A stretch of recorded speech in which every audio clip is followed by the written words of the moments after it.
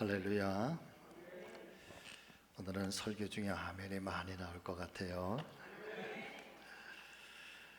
자, 우리 사랑 찬양대 오늘도 귀한 찬양, 아주 밝고 은혜로운 찬양 주셔서 감사합니다. 여러분 뜨거운 박수 부탁합니다.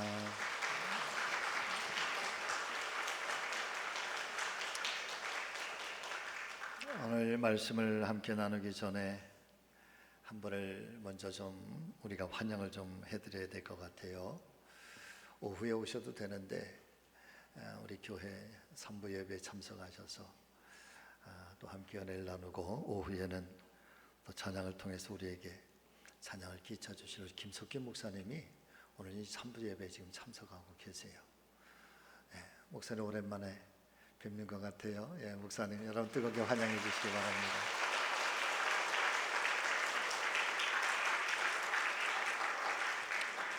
감사합니다. 점점 더 젊어지시는 것 같으세요. 자, 여러분 같이 하십니다. 우리를 위하여 기도하라. 우리를 위하여 뭐 하시라고요? 네. 오늘은 1년에 한 번 담임 목사를 비롯한 목회자들이 감당하고 있는 목회 사역들, 또 목회자들의 건강, 그리고 목회자의 가족들에 대해서 교회와 성도들이 함께 관심을 가져보자 라고 하는 취지에서 우리 감리교회가 전 교단적으로 시행하고 있는 9월 첫 번째 주일 목회자 복원주일로 우리가 하나님 앞에 예배를 드리고 있습니다. 어떤 점에서 목회자의 한 사람으로 참 이날 설교하는 것이 참 쑥스럽기도 하다, 또 피하고 싶은 날이 아닐까 싶기도 합니다. 그렇지만은 간절히 바라며 소망하는 것은 금주 한 주간만큼이라도 사랑하며 존경하는 우리 교회 모든 성도님들께서 목회자들에 대한 깊은 사랑과 관심과 또 배려와 기도를 통해서 저를 비롯한 우리 교회 모든 목회자들이 더욱더 행복한 마음으로 교회를 섬기고 또 맡겨진 귀한 사명을 최선을 다해서 잘 감당할 수 있도록 여러분 관심과 또 격려와 기도를 베풀어 주시기를 우리 주님 예수 그리스도의 이름으로 부탁을 드립니다. 다 같이 아멘. 보니까 오늘 아멘 아멘을 3번을 하더라고. 아멘 아멘 아멘. 시작. 아멘 아멘 아멘. 최근에 미국 감리교회 UMC 교회에 소속된 목회자들을 대상으로 설문조사를 한 결과가 발표가 되었는데, 현재의 상황에서 각자가 겪고 있는 그런 아주 심각한 스트레스로 인해서 미국 UMC 목회자의 75%, 그러니까 최소한 10명 중에 7명 이상의 사람들이, 목회자들이 한 번 내지는 그 이상 목회를 그만둘까 아주 심각하게 생각을 해본 적이 있다 답변을 하고 있습니다. 물론 이와 같은 통계의 수치가 미국 교회의 여건에 따른 미국 목회자들에 대한 설문 통계이기는 합니다만은, 그러나 어떻게 보면 한국 교회의 여건과 환경이 미국 교회보다 더하면 더했지 덜하지는 않을 것만 같은 생각에 이런 미국 교회의 통계 수치를 할지라도 사실은 심히 염려스러운 대목이 아닐까 싶습니다. 그 중에 몇 가지를 좀 소개를 드리면 이런 내용들을 제공을 하고 있습니다. 첫 번째는 목회의 활동이 목회자들의 가정생활을 행하는 데 있어서 굉장히 부정적인 그 영향을 주고 있다. 이게 조금 말의 표현이 좀 그런데 목회 활동 때문에 목회자들의 그 개인적인 가정생활에 충실하지 못하다라고 하고 답변한 사람들이 무려 85%나 되는 거죠. 두 번째는 과중한 스트레스로 인해서 목회 사역을 포기하고 했던 적이 있었다. 75%. 처음 목회를 시작할 때보다 이 사회적인 자존감이 너무 이제 낮아졌다. 70%. 자신의 인생에 대해서 좀 진지하게 나눌 수 있는 그런 친구가 점점 사라지고 이제는 없다. 어떻게 보면은 목사님들이 늘 얘기하죠. 예수님이 계시잖아요. 주님이 계신데요. 그렇게 얘기는 하지만 그러나 때때로 어떤 때에는 어떤 순간에는 정말 자신의 속마음을 아주 시원하게 털어놓고 진지하게 함께 얘기를 나눌 수 있는 그런 인생의 벗이 점점 사라지고 있다. 그런 고민도 있고요.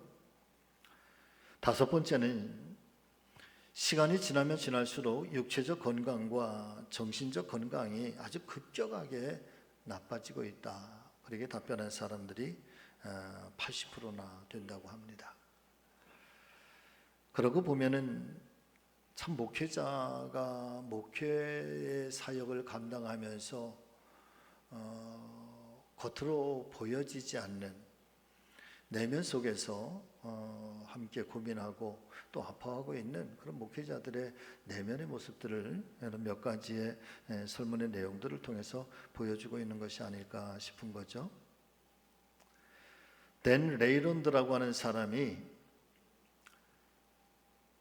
이런 이야기를 자신의 책에서 들려주고 있는데, 성도들은 자신이 다니고 있는 우리 교회의 우리 목사님을 향한 어떤 이상적인 목회자상을 가지고 있다는 거죠.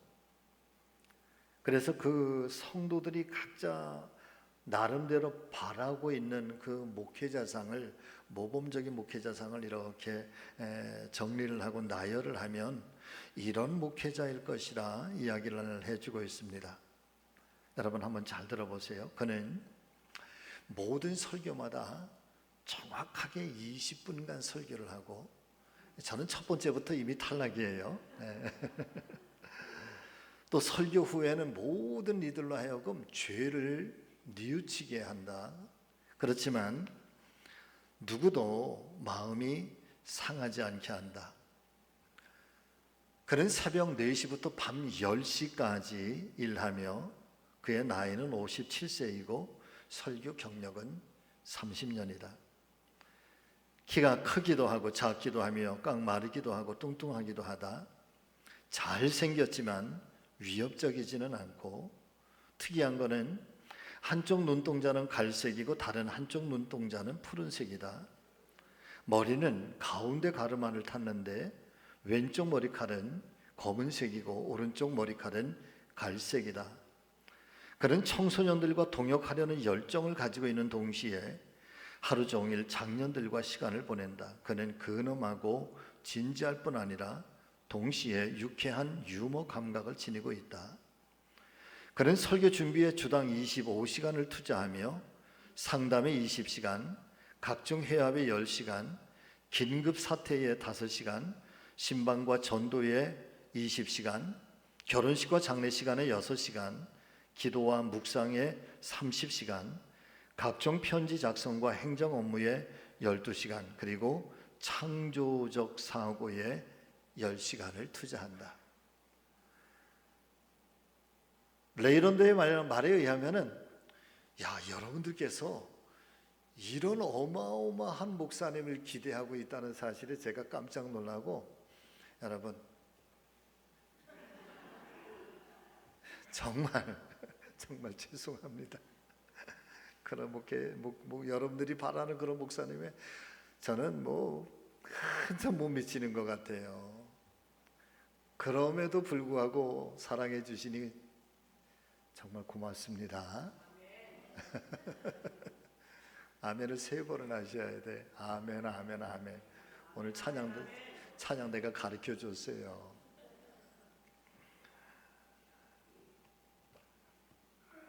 이 시간을 제가 이렇게 계산을 좀 한번 해봤습니다. 일주일이 7일인데 24시간, 그럼 168시간인데 여기에서 지금 레이런드 목사님이 교인들이 바라는 목사님의 그 일상적인 생활에 대해서 시간을 잘 정리를 해보니까 여러분 대략 일주일에 한 250시간 정도 되더라고요.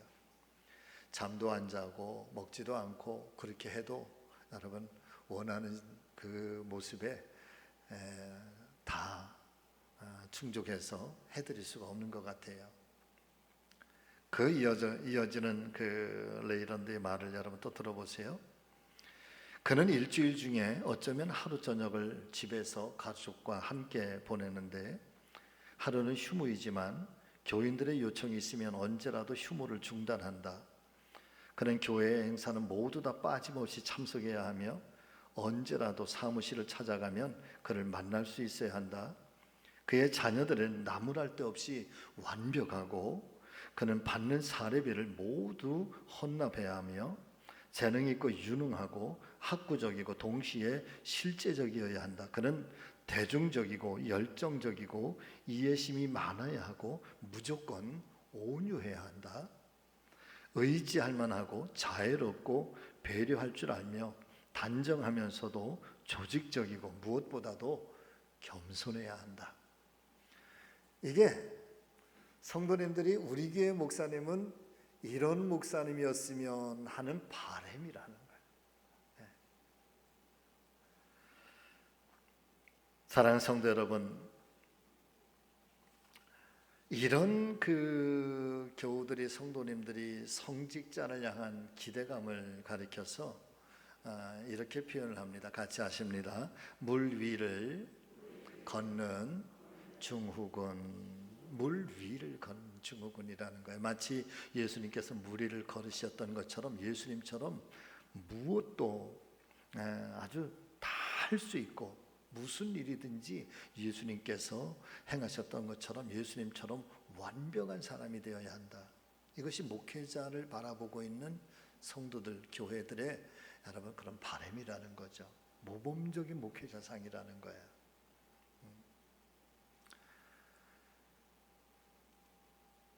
그래서 이와 같은 교인들의 기대에 부응하기 위해서 목회자들이 정말 얼마나 열심히 또 최선을 다해서 그 사명을 감당하려고 하지만 그러나 결국에는 얼마 가지 못해서 번아웃 상태, 금방 여러분 탈진해 버리고 마는 것입니다. 왜 그럴까요? 목회자 역시 여러분 단순하게 목회자를 바라보면 평범한 사람이기 때문에 그렇습니다. 할렐루야. 목회자도 또한 다를 바 없는 사람이기 때문에 그렇다는 거죠. 사랑하는 우리 성지가족 여러분, 여러분들께서 저를 바라보실 때에도 우리 목사님도 평범한 인간이구나, 여러분 절대 잊지 마시기를 예수님의 이름으로 소망합니다. 자, 그러나 그렇다고 해서 무시해도 좋다, 또 존중하지 않아도 된다라는 말씀이 아닌 것이죠. 어찌 보면 사도 바울이 우리에게 들려주시고 있는 말씀에 의하면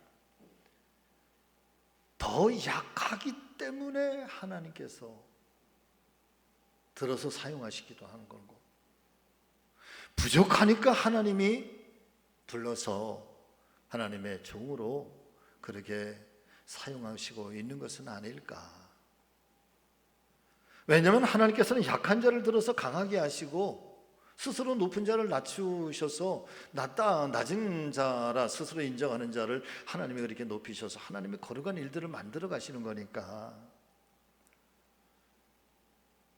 비록 육체적으로 인간적으로는 다를 바 없지만 또 누구보다도 더 연약할 수 있고 누구보다도 더 부족한 그런 존재이기도 하지만, 자, 그럼에도 불구하고 그 사람을 하나님께서 부르시고 세워주셨고 영적인 은혜의 도구로 사용하시고 있는, 그래서 말씀 그대로 여러분 같이 하십니다. 하나님의 신실하신 종.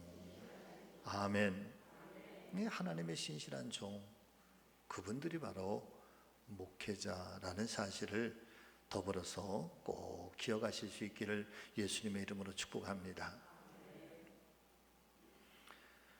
오늘 아침에 이 종이 간절히 부탁하며 기도하는 것은 우리 교회 사랑하는 우리 모든 성도님들께서는 목회자들에 대해서 인간적인 모습으로만 바라보시지 말고 그 내면의 깊은 영성의 눈으로, 믿음의 눈으로 여러분 목회자들을 바라보면서 또 하나님께서 필요하셔서 불러주셨고 하나님께서 세우셨고 그래서 하나님께서 나의 종이라 일컫는 그런 하나님의 사람들이라는 사실을 함께 기억하시면서 때로는 사랑해 주시고 또 때로는 기도해 주시고 또 때로는 깊이 존중해 주시고 또 주의 종으로서의 부끄럼 당하지 아니하도록 여러분께서 좋은 믿음의 동역자들, 협력자들이 되어 주시기를 오늘 아침 교육자 복원주일에 여러분 간곡하게 부탁을 좀 드립니다.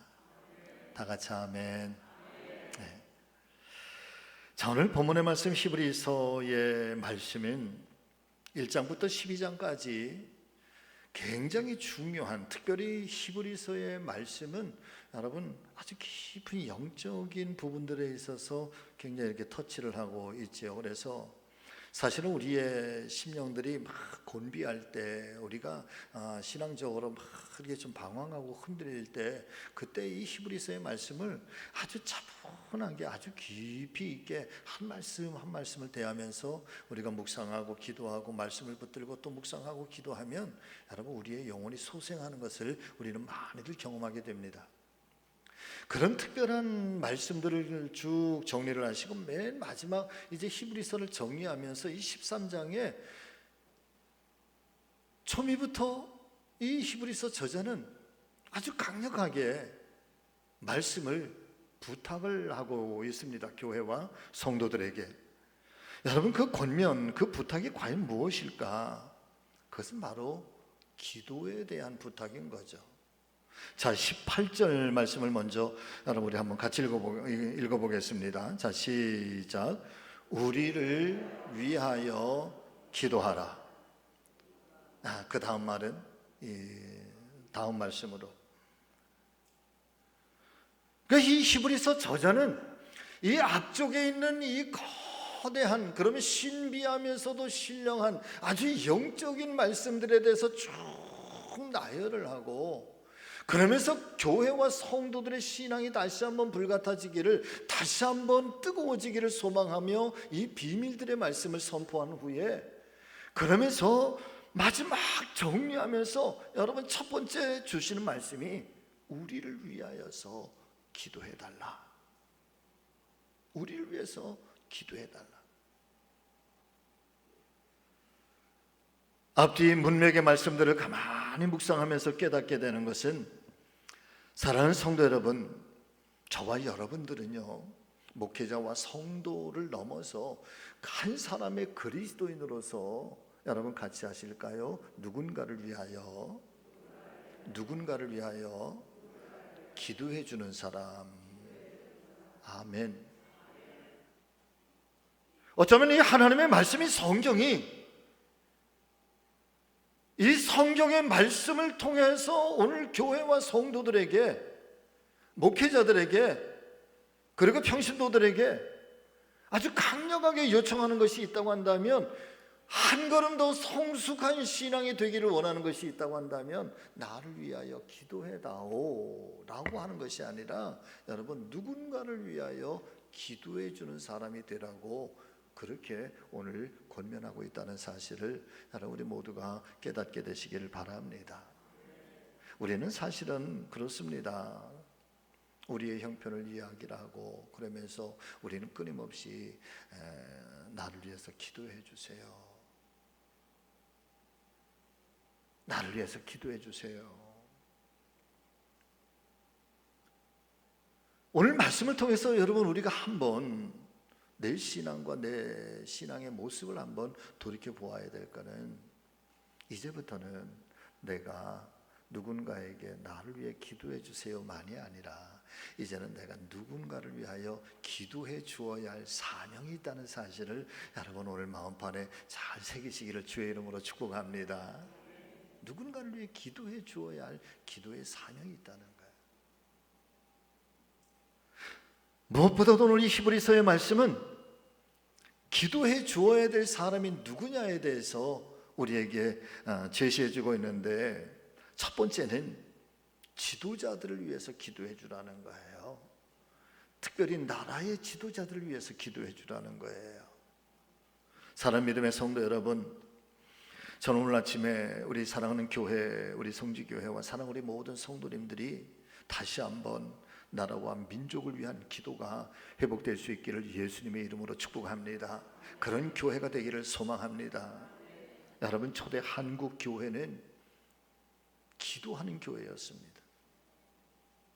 물론 나라의 구한말 시대의 그 혼란들, 그리고 이어지는 일제의 침략, 그러면서 주권을 빼앗긴 민족, 나라 없는 그런 민족의 서름도 있지만, 그런 속에서 교회들이, 그리고 성도들이 교회에 모여서 그 아픔과 슬픔들을 엎드리며 예배하면서 출애굽기의 말씀들을 하면서, 하나님, 이 나라 이 민족에 도대체 어느 때에 다시 해방의 날이 올 것입니까? 어느 때에 가나안 땅을 허락하실 것입니까? 라고 하는 그런 간절한 믿음의 소원들도 있었지만, 그런 속에서 교회와 성도들이 모든 기도를 드려도 그 중에 가장 첫 번째 기도는 나라를 위한 기도였다는 거예요. 민족을 위한 기도였다는 거예요.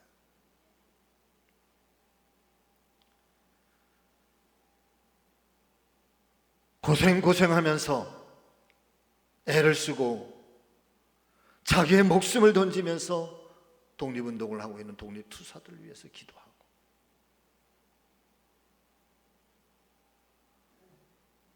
교회는 연약하고 성도들은 얼마 많지 않았지만은, 그런데 그때의 모든 교회들이 그 차가운 마룻바닥에서, 여러분, 교회마다 기도의 소리가 온 천지 사방을 그렇게 울려 퍼지고, 그리고 산 골짜기마다 기도원들이 생겨나기 시작하면서, 여러분, 산에서도 기도 소리가 끊어지지 않았던 것, 그때의 한국 교회가 부흥을 하고 이 땅에 여러분 큰 부흥의 역사가 일어나게 된 줄로 믿습니다.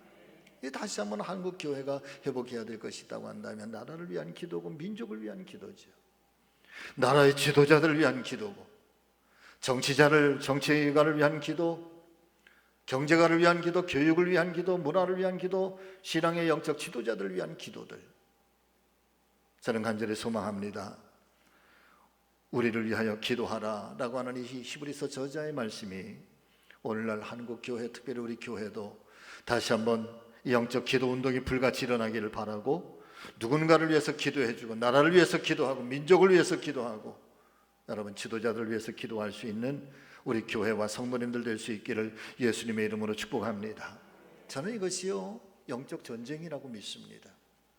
적어도 지금 우리 한국, 이 사회와 이 한국의 어떤 문화가 흘러가고 있는 그런 상황들을 그저 단순하게 이것이 세대의 변화라고 단순하게 치부하는 것이 아니라, 그것이 말씀의 눈으로, 신앙의 눈으로, 하나님의 거룩한 은혜의 눈으로 바라보았을 때, 여러분, 이것은 영적 전쟁이다. 공중의 권세 잡은 영들, 이 어둠의 영들이 이 세상을 어떻게 바꿔가려고 하는지, 그런 속에서 하나님의 교회가 어떻게 세상을 다시 한번 아름답게 바꿔갈 수 있는지, 어떻게 정직하게, 어떻게 하나님의 거룩한 뜻으로 하나님의 섭리대로 이 나라를 바꿔갈 수 있는 것인지, 여러분, 교회와 성도들이 치루어야 할, 감당해내야 할 영적 전쟁이 아닐까.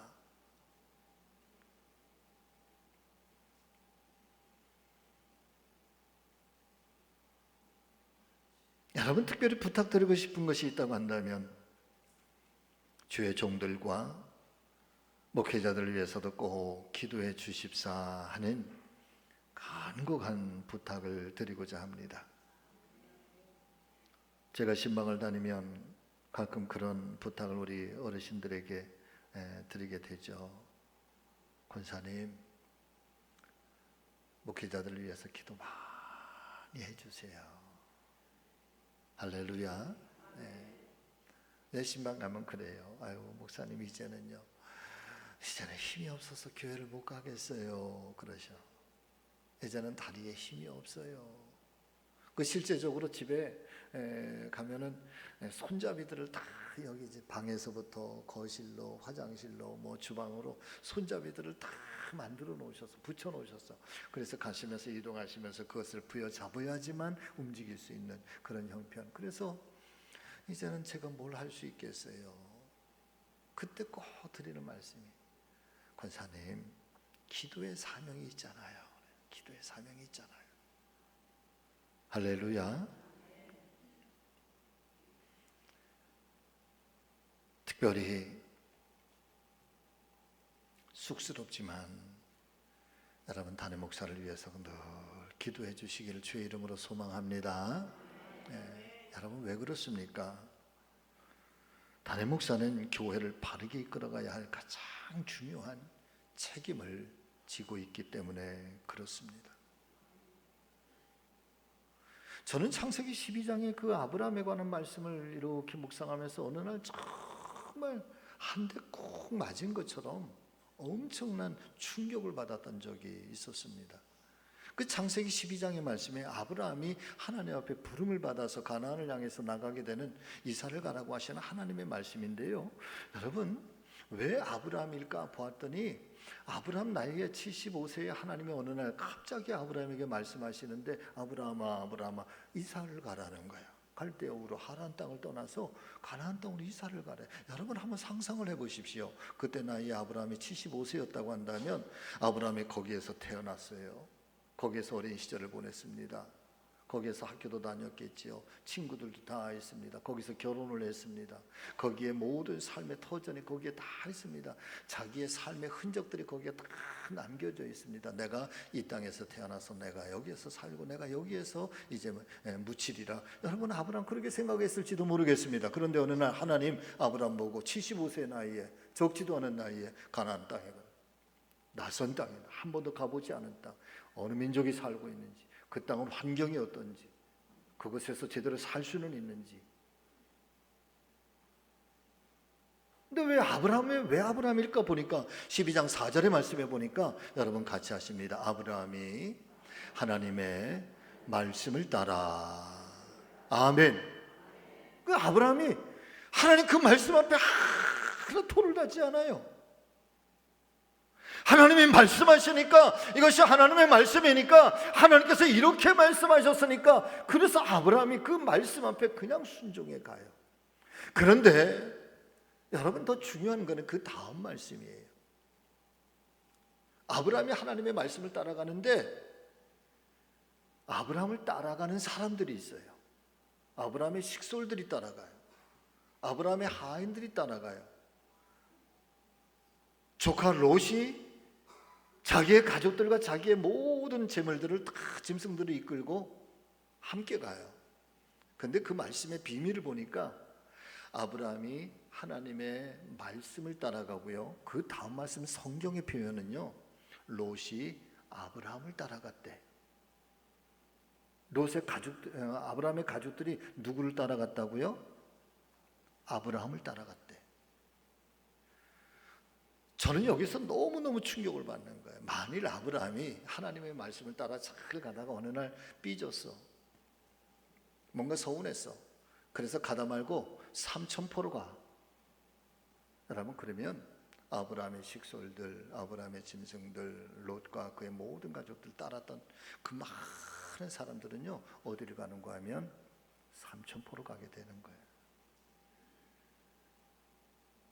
아브라함 한 사람이 그렇게 중요해요.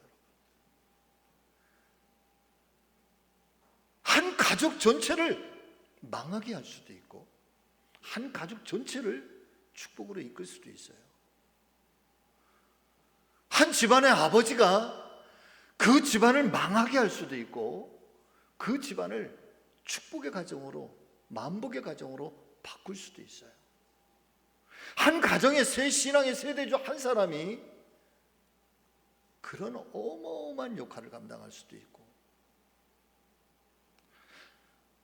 담임 목사 한 사람이 사단의 공격을 받고 담임 목사가 시험당하고 담임 목사가 무너지게 되면, 여러분 담임 목사가 길을 잃으면 교회가 다 길을 잃어버려요. 만일에 사단과 마귀들이 우리 교회를 시험하려고 한다면, 유혹하려고 한다면, 핍박하려고 한다면 여러분 누구를 가장 먼저 1번으로 공격할까? 저부터 공격합니다. 저부터 실망하게 하고, 저부터 낙심하게 하고, 저부터 넘어지게 하고. 담임 목사 넘어지면 여러분 다 길을 잃어. 그러니까 쑥스럽지만 부끄럽지만 제 입으로 저를 위해서 기도해 달라는 거야. 아멘, 아멘, 아멘. 시작. 우리 교회는 너무 좋아. 우리 교인들 너무 좋아. 여러분, 예수님께서 공생의 사역을 시작하시려 할 때 왜 사단이 그렇게 끈질기게 아주 집요하게 예수님을 시험하고 예수님을 넘어뜨리려고 한 걸까? 예수님 한 분 넘어지면 전 인류가 다 넘어져요. 아멘. 왜 베드로를 밀가 그러듯이 베드로가 그렇게 베드로를 그렇게 시험하고 베드로를 그렇게 유혹한 걸까? 여러분, 베드로 한 사람이 넘어지면 초대 교회가 다 넘어져요.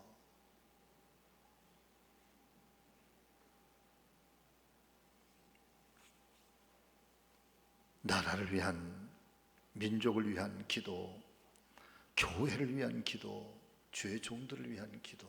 오늘 히브리서 저자는 우리를 위하여 기도해달라.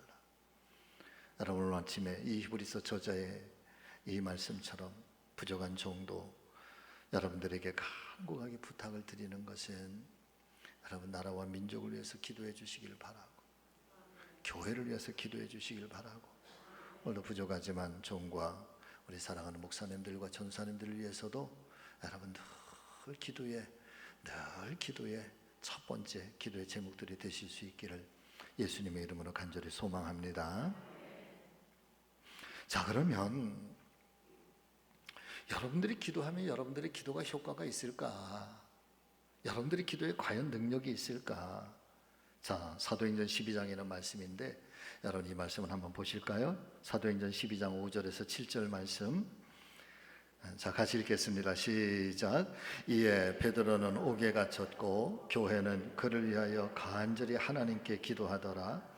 헤롯이 잡아내려고 하는 그 전날 밤에 베드로가 두 군인 틈에서 두 쇠사슬에 매여 누워 자는데 파수꾼들이 문 밖에서 옥을 지키더니 호련히 주의 사자가 나타나매 옥중에 광채가 빛나며 또 베드로의 옆구리를 쳐 깨워 이르되 급히 일어나라 하니 쇠사슬이 그 손에서 벗어지더라. 아멘.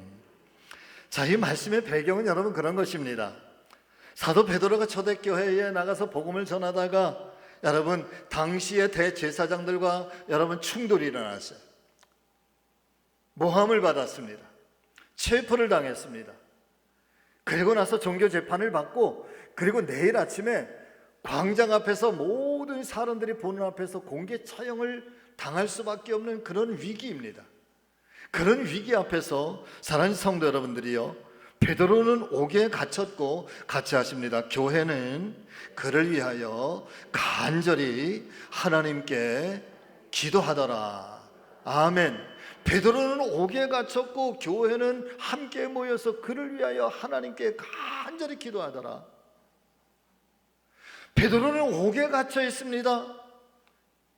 성도들은, 교회와 성도들은 교회에 모여서 그 밤에 간절히 하나님 앞에 기도하고 있습니다.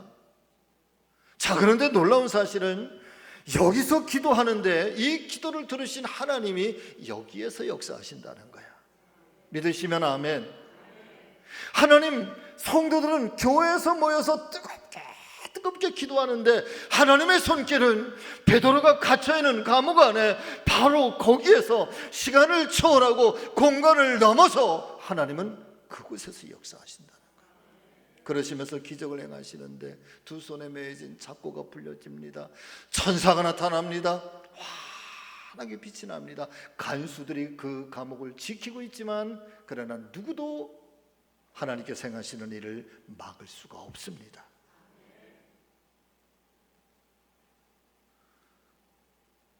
내 작은 기도가 무슨 힘이 있을까요? 내 짧은 기도가 무슨 힘이 있을까요? 아니에요. 여러분, 우리가 기도하면 내가 여기에서 기도하지만 하나님은 거기에서 역사하시고 하나님은 그곳에서 하나님의 살아계심을 보이신다는 사실을 믿으실 수 있기를 바랍니다. 여러분, 우리의 자녀들이 저 해외에 있다 쳐요. 우리는 이곳에서 기도하지만 하나님은 해외에 있는 그 자녀에게도 하나님은 일하십니다. 할렐루야. 군에가 있는 자녀들, 우리가 이곳에서 기도하지만 하나님의 손길은 군에가 있는 그 자녀에게 지금 기도하면 지금 하나님 거기서 역사하실 겁니다. 제가 우리 사랑하는 성도님들 중에, 교우들 중에 편찮고 아픈 분들이 있어서 가끔 급하면 전화를 기도해요. 전화를 붙잡고 기도해요. 집사님, 권사님, 제 아픈 부위에 당신의 오른손을 얹으세요.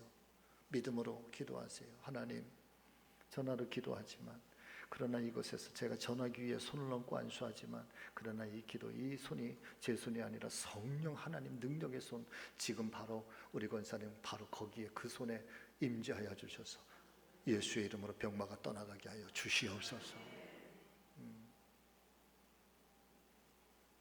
여러분들의 기도는 하늘을 움직여요. 여러분들의 기도는 하나님의 마음을 움직여요. 할렐루야.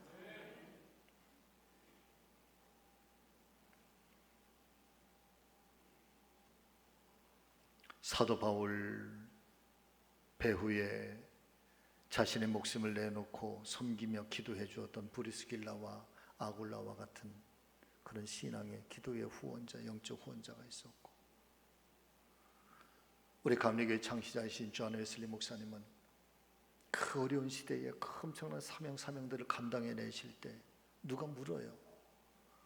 목사님, 당신은 그렇게 열정적으로 그렇게 힘있게 이 전도 사역을 감당하고 이 목회 사역을 감당하고 있는데 당신의 힘은 어디에서 나오는 거예요? 그러니까 존 웨슬리 목사님이 아무 소리도 안 하시고 여러분 그분들을 데리고 어디를 가시더래. 지하로 들어가. 지하에 들어가니까 한 30여 평 되는데, 여러분 그 30여 평 되는데 교인들이 한 30-40명 정도 뜨겁게 불덩어리처럼 그곳에서 기도를 하면서 웨슬리 목사님의 목회 사역을 위해서 뜨겁게 기도하면, 그러면서 웨슬리 목사님이 저의 힘은 여기에서 나옵니다 그랬대요. 여기에서 나온대. 중보기도실에서 성도들이 기도하는 그 자리에.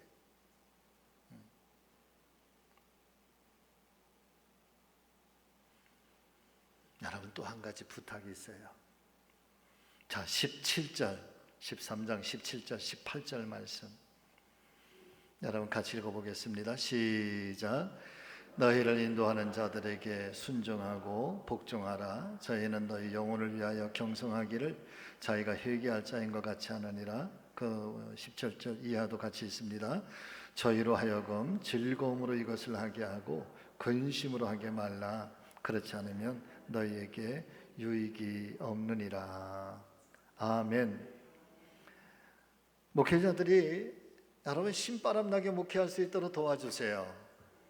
다 같이 아멘, 아멘, 아멘. 지자님 너무 감사해요. 오늘 아멘, 아멘, 아멘 3번. 다음 주에 한 번 더 할래요? 목회자를 근심하게 하지 말고 즐겁게 그 일을 감당하게 하고. 여러분 크게 한번 해보세요. 기도하지 않으면 사람이 일하고 기도하면 하나님이 일하십니다. 아멘. 여러분 목회자가 그래요. 기도하지 않으면 사람이 일하려고 그래요. 그런데 목회자가 기도하잖아요. 그러면 하나님이 일하세요. 할렐루야. 목회를 하다가 보면 장벽 같은 게 있어요. 그 장벽 앞에 어두워져. 근심이 생겨. 그 사람의 생각을 가지고 이걸 어떻게 하지? 이걸 어떻게 하지? 어떻게 하지? 어떤 문제가 발생했을 때 사람이 어떻게 하지? 어떻게 하지? 그러면 금방 지치고 실망이 되고 낙심이 되고 방법이 없어.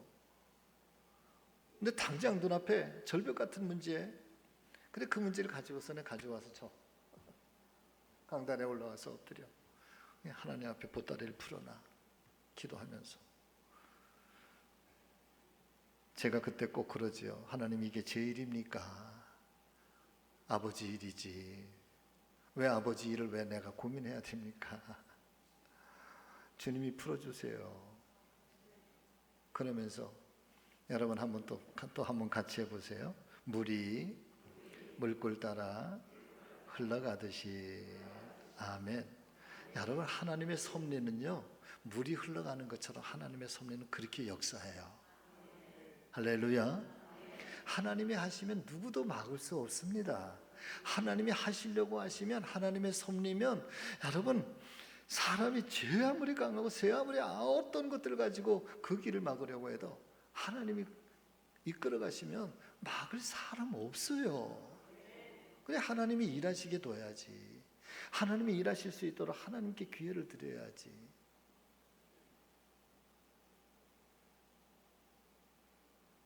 즐겁게, 신바람 나게. 저는 사랑하는 우리 성지 모든 믿음의 성도님들도 여러분 신나서 신앙생활 하시기를 예수님의 이름으로 축복합니다.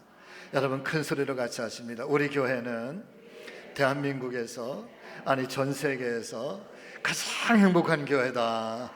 가장 행복한 교회다. 이거는 진짜다. 이건 하나님이 인정하신다. 아멘. 성지 교회에서 내가 살아났단 말이에요. 여러분, 교회는 사람을 살리는 곳이잖아. 여러분 잘 아셔야 돼. 성도들은, 저와 여러분들은 사람을 살리는 사람들이지 사람을 죽이는 사람들이 아니에요. 저쪽에는 가끔가다 사람을 죽이더라고. 하나님은 우리를 살리셔.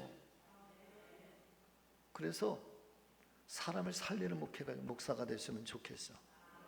행복한 목회가 됐으면 좋겠고, 여러분들도 이 행복한 교회에서 여러분 정말 행복하게 신앙생활 하시기를 예수님의 이름으로 축복합니다. 오늘 목회자 복원주일에 제가 참 얼굴에 쑥스럽지만 드리지 못한 것도 많아요. 근데 여기서 멈추려고 그래요. 여러분 주의 종들을 많이 사랑해 주시기를 바랍니다. 많이 아껴 주시기를 바랍니다. 많이 존중해 주시기를 바랍니다. 그래서 신바람 나게 주의 일을 감당하고 사명 감당하는 그런 주의 종들이 될 수 있도록, 우리 교회가 그런 교회가 될 수 있도록 여러분 귀한 사명들, 기도해 주는 사명, 사랑해 주는 사명, 사람을 살리는 사명, 여러분들 그런 사명 다 되시기를 예수님의 이름으로 축복합니다. 기도하십니다. 살아계신 아버지, 1년에 단 한 번 9월 첫 번째 주일 목회자 복원주일로 저희가 지키면서 온 교회와 사랑하는 성도들이 정말 우리 모두가 함께 행복한 목회, 행복한 신앙생활, 감사와 기쁨으로 가득한 우리 교회 되기를 간절히 소망합니다. 그렇게 해주신 것 감사하고 더 행복한 교회 만들어 주실 줄로 믿고 감사와 찬양과 영광을 올려 드리옵나이다. 영광 받아 주시옵소서. 예수님의 이름으로 기도하옵나이다. 아멘.